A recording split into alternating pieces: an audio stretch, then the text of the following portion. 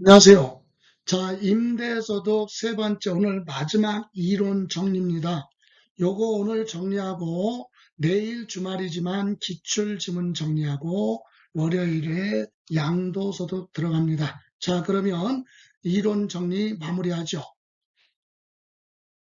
자, 임대소득 과세 여부 한번 볼게요. 여러분, 주택 하나 가지고 임대사업을 하면 비과세거든요. 근데 고가주택은 과세를 합니다. 그죠? 예. 그리고 간주 임대료 계산은 3주택 이상 소유자의 보증금 합계 3억을 초과할 때 간주 임대료 계산한다고 그랬죠. 그래서 한번 연습 한번 해봐요. 자, 첫 번째, 주택 하나 있어요. 근데 월세를 받아요. 임대죠.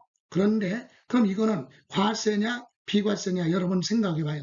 주택 1주택 소유자 주택 하나 가지고 임대 사업을 한다. 그러면 비과세다 그러는데 아니에요. 자, 고가주택이라면 과세를 해요. 12억 초과는 고가주택은 하나 가지고 임대해도 과세예요. 근데 고가주택이 아니라면 일반 주택은 하나 가지고 하는 건 비과세다. 그죠? 고가주택은 1주택이라도 과세를 한다는 거. 다음 두 번째. 자, 월세 주택 두 개예요. 2주택이죠? 그러면 자, 주택 하나가 아니라 두 개예요. 그러면 이거는 2주택 소유자의 두 개다. 요거 월세, 임대소득은 연간 총수익금의 합계가 얼마가 됐든 두 개에서부터는 과세를 한다는 거. 그죠? 예. 다음. 월세가 하나 있고요. 전세가 있어요. 여러분 전세는 임대소득이 없는 거예요. 월 임대료가 없잖아.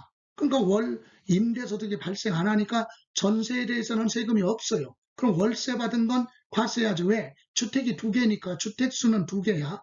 월세, 전세 두 개. 그래서 주택 1주택 소유자면 비과세지만 2주택이잖아요. 그래서 첫 번째 월세 주택은 2주택자니까 예, 월세주택은 과세를 하는데 전세주택은 월 임대소득이 발생 안 하잖아요. 그러니까 소득세 과세 안 한다. 월세 받은 거 하나에 대해서만 세금 내라 얘기해요. 왜? 2주택 소유자니까. 이번에는 둘 다 전세예요.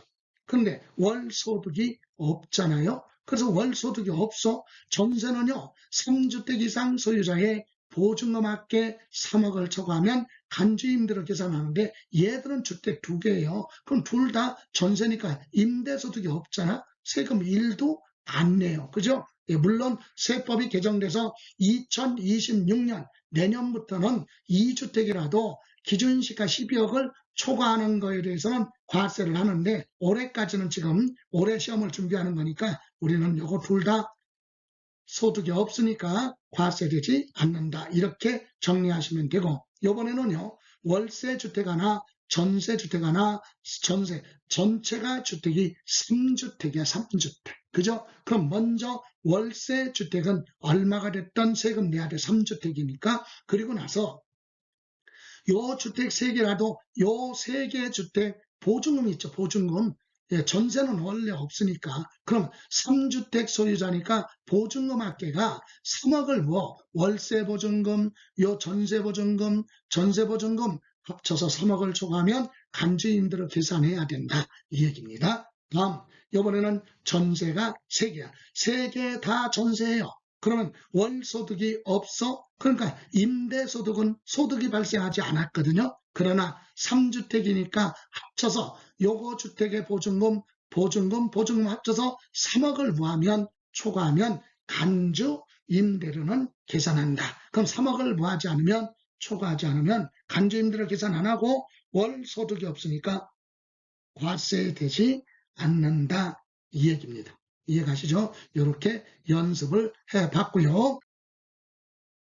이번에는 주택임대소득의 세계산 특례.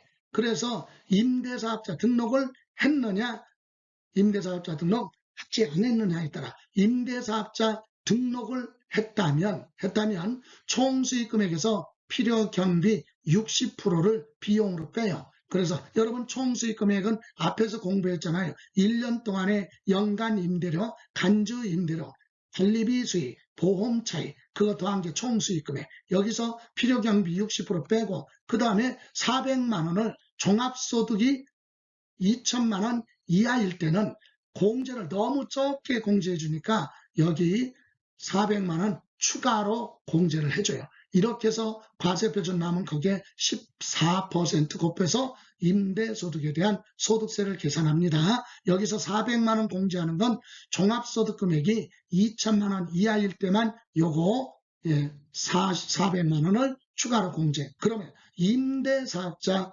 등록을 하지 않았어요. 그럴 때는 어떻게 한다? 총 수익금액에서 필요경비는 50%만 인정하고 그리고 총 종합소득 금액이 2천만 원 이하라도 임대사업자 등록 안 했으면 200만 원.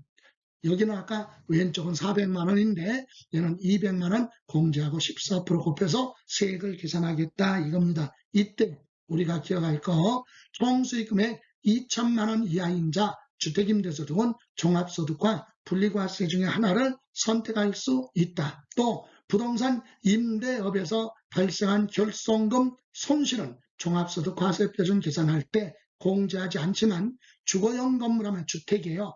주택 임대업에서 발생한 결손금은 공제를 해서 세부담을 줄여주겠다 이거고요. 임대소득이 발생한 시점은 계약했으면 계약일에 정해진 날짜고 계약이 없으면 관습에 의해서 지급하기로 정해진 날이 있으면 그날 소득이 발생한 걸로 보겠다라고 하는 내용입니다. 자, 이렇게 해서 여러분 임대소득에 대해서 이론을 정리해 봤는데 여러분 임대소득에 대해서 지문 10개 정도 지문만 정리해서 여러분이 이해하고 있으면 돼요. 그러면 10개 벗어나서 물어볼 수 있는 지문이 없다. 어떤 거냐? 자, 보세요. 부동산 임대소득 필수 예상 지문 첫 번째, 공익사업과 관련하여 지상권, 지역권 설정되는 임대업의 소득이 아니라 기타 소득으로 간다. 이거 두 번째, 국내에 1주택 소유자의 주택임대소득은 비과세하는데 다만 고가주택은 뭐한다? 과세한다는 거. 세 번째, 고가주택에 대해서 물어볼 수 있죠. 과세기간 종료일 또는 임대사업을 하다 팔 수도 있어요. 양도하는 날 현재 기준시가 12억을 초과하는 주택을 우리는 고가주택이라고 한다. 참고로 양도소득세에서 고가주택은 실거래 가격 12억을 초과할 때 고가주택이라고 합니다. 4번 공수익금액이 합계가 2천만 원 이하인 경우 종합소득과 분리과세 중에 하나를 선택할 수 있다. 둘 중에 하나 선택합니다. 다섯 번째, 3주택 이상 소유자의 보증금 합계가 3억을 초과할 때 간주임대로 계산합니다. 강의 노트에 이 내용 없어요. 이거 제가 추가로 하는 겁니다. 이런 거는 메모를 해서 중요하죠. 임대소득에서 지금 한번 쭉 강의 듣고 10개 지문만 있으면 충분히 답을 찾을 수 있다. 지금 5개 했어요. 5개. 예. 자, 그러면 6번으로 갑니다. 6번 주거용 건물 임대업에서 발생한 결손금은 종합소득 계산할 때 공제예요. 그럼 일반 상가 임대업에서 발생한 결손금은 공제 안 해주는데 주거용 건물 하면 주택이죠. 주택 임대업에서 발생한 결손금만 공제를 해준다. 7번 다가구 주택은 전체를 주택 하나로 봐요. 그러나 구분 등기가 됐다면 각각 주택으로 본다는 거. 또 공동소유주택은 지분이 가장 큰 자 소유로 한다. 다만 두 사람 이상일 때는 각각으로 보는데 다만 그 중에 한 사람을 임대사업자로 지정할 수도 있다 그랬어요. 다음 전대를 하거나 전전세 남의 주택을 임대차 계약을 하고 계약 기간에 다시 임대 주는 거 전대. 또 타인의 부동산 주택에 전세 계약 체결하고 그 전세 기간 동안에 다른 사람한테 다시 전세 주는 걸 전전세라고 합니다. 이런 주택은 본인 소유 주택은 아니지만 본인 소유 주택수에 포함을 해서 비과세 받을 것도 못 받을 수 있다. 다시 말하면 9번은 주택 하나 가지고 임대사업을 하면 비과세예요. 근데 그거 말고 임대사업하는 거 말고 남의 주택 임대차 계약하고 전대를 주면 그것도 주택수에 들어가면 2개 가지고 임대사도 하니까 종전에 비과세 받을 것도 못 받는다. 그 얘기 하는 겁니다. 10번 본인과 배우자가 각각 주택을 소유하고 있으면 이를 합산을 해요. 주택수 계산 합쳐서 소득세 과세한다는 게 아니라 1주택이냐 2주택이냐 판단을 할 때 부부는 합쳐서 주택수 계산해요. 그럼 동거 가족 중에서 아버지하고 아들이 주택을 소유하고 있다? 그렇다고 합산하는 거 아니다. 본인과 배우자 부부만 합산을 해서 주택수 계산한다는 거 꼭 염두에 두시고요. 자, 이렇게 해서 오늘 금요일인데 여기까지 해서 정리하셨고, 자,